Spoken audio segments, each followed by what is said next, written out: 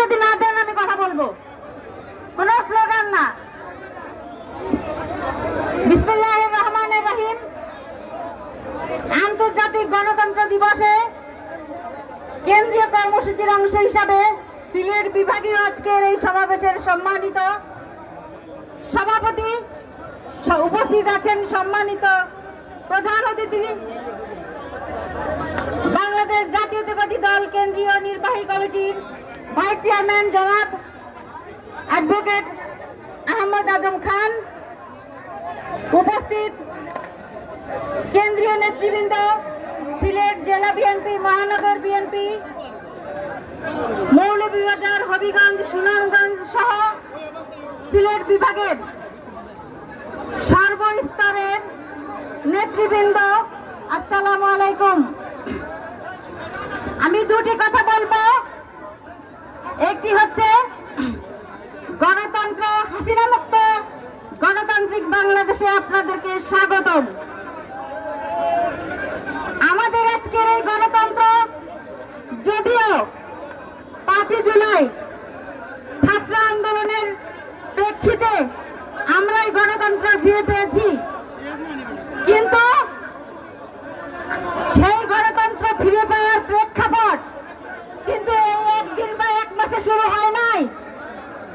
এবং আজকে যারা বলছে যে শুধুমাত্র তারাই এই আজকের গণতন্ত্রের অংশীদার, না, আমি বলবো না।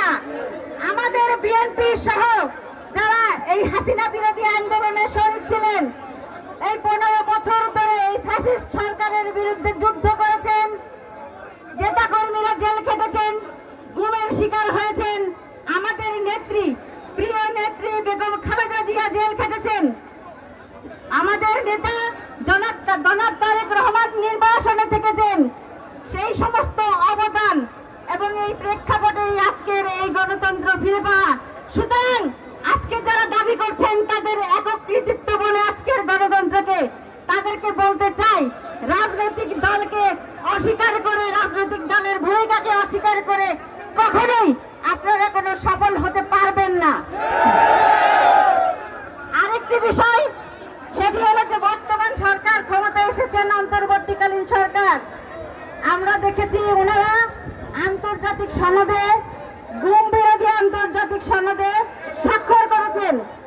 সেই গুম বিরোধী স্বাক্ষর করে কমিশন গঠন করেছেন, কিন্তু যার বিরুদ্ধে অভিযোগ বিভিন্ন তদন্তে প্রমাণিত, বেসরকারি ভাবে বিভিন্ন তদন্তের মাধ্যমে যার নাম উঠে এসেছে, সেই জিয়াউল হাসান আজকে 1 মাস যাবৎ সরকারের হেফাজতে আছে এবং বন্দী অবস্থায় আছে, কিন্তু কোন ধরনের কোন ইন্টারোগেশন বা তার কাছ থেকে কোনো তথ্য এখন পর্যন্ত সরকার বের করতে পারে নাই যে এই গুমকৃত নেতারা কোথায় আছে, তাদেরকে কি করা হয়েছে, তাদের বিষয়ে আমরা স্পষ্ট বলতে চাই বর্তমান সরকারকে, আপনারা জিয়াউল হাসান সহ যারা এই গুমের সাথে জড়িত আছে তাদেরকে ইন্টারোগেশনের মাধ্যমে জাতির সামনে আসল তথ্য তুলে ধরে তাদেরকে আইনের আওতায় এনে তাদের শাস্তির ব্যবস্থা করবেন।